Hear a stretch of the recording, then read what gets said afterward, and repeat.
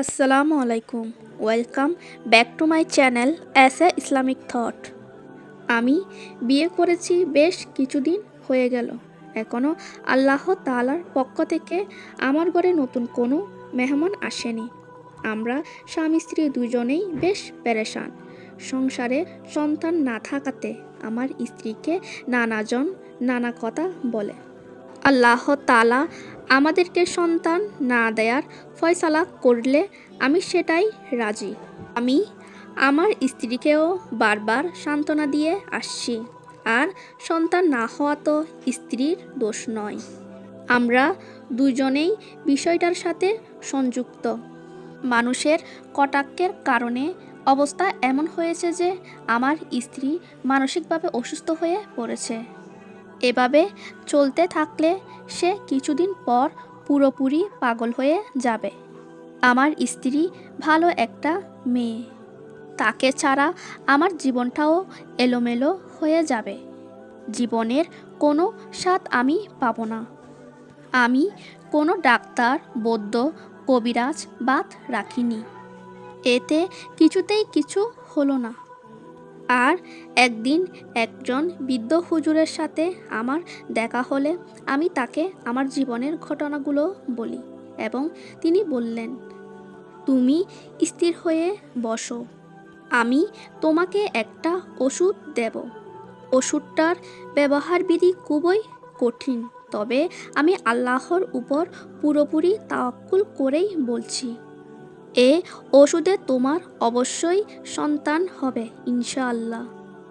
আমি বললাম, আল্লাহর দোহাই লাগে হুজুর, আপনি যত কঠিন আর কষ্টকর ওষুধ দেন আমি সেটা ব্যবহার করার জন্য প্রস্তুত ইনশাআল্লাহ।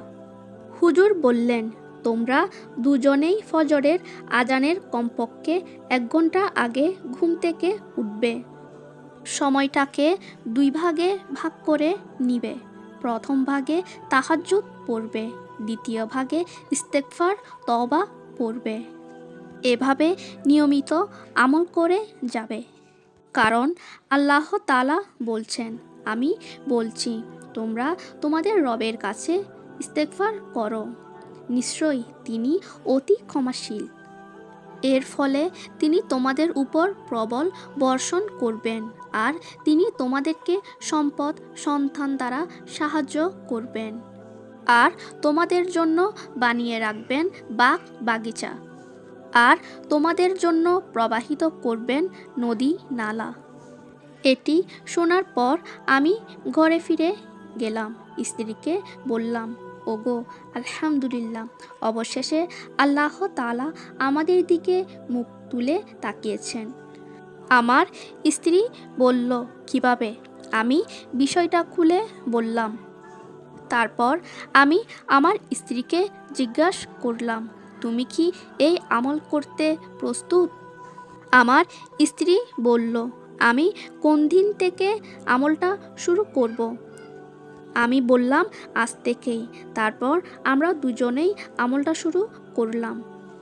তারপর কিছুদিন যেতে না যেতেই আমার স্ত্রীর মধ্যে গর্ভের বিভিন্ন উপসর্গ প্রকাশ পেতে শুরু করলো। ডাক্তারের কাছে যাওয়ার পর তিনিও অবাক হয়ে বললেন, আপনাদের জন্য সুখবর আছে। আর এটা ছিল ইস্তেগফারের বরকত।